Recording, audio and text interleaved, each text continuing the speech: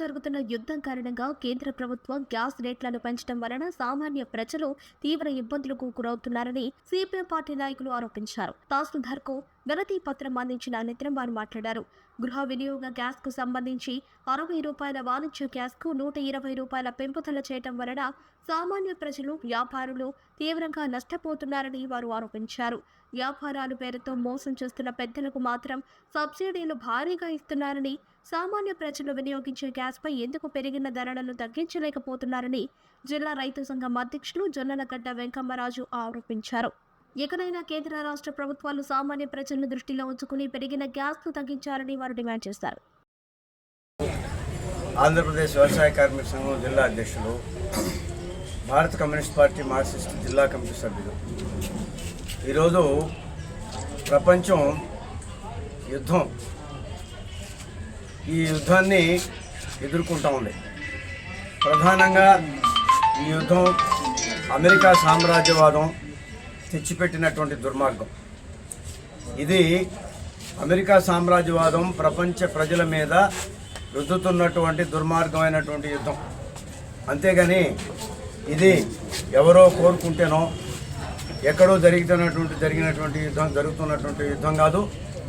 ఈ యుద్ధం కేవలం అమెరికా సామ్రాజ్యవాదం ప్రపంచ ప్రజల మీద రుద్దుతున్నటువంటి దుర్మార్గమైనటువంటి యుద్ధం. ఇది పేరుకి ఇరాన్ మీద దాడి అనే పేరు పెట్టారు.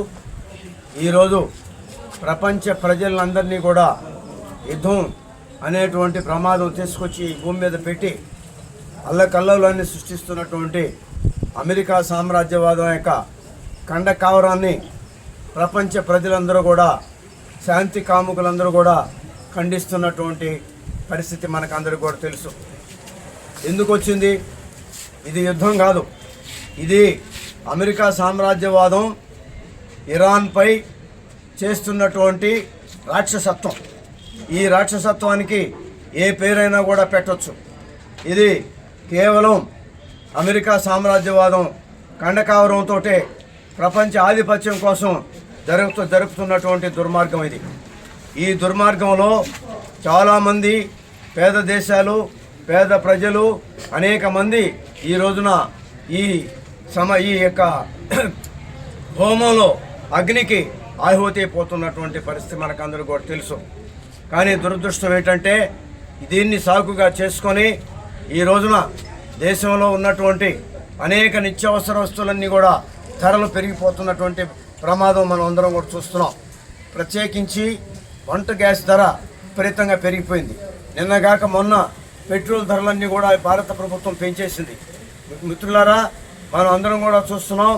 ఈరోజు ప్రపంచంలో ఇంత ఘోరకలి సృష్టిస్తున్నటువంటి ఇరాన్ దేశాన్ని, ఇరాన్ దేశం యొక్క రాక్షసత్వాన్ని, మన అమెరికా యొక్క రాక్షసత్వాన్ని ఈరోజు కేవలం ఒక్క మాట కూడా ఖండించకుండా మన భారత ప్రధాని మోడీ గారు కానీ, అధికార పార్టీకి సంబంధించినటువంటిది కానీ, అధికార కూటమిలో ఉన్నటువంటి పార్టీలు ఏవి కూడా దీన్ని ఖండించకపోవడం అనేటువంటిది చాలా దుర్మార్గమైనటువంటి విషయము. ఇది ప్రజలకు వ్యతిరేకమైనటువంటి పరిస్థితి.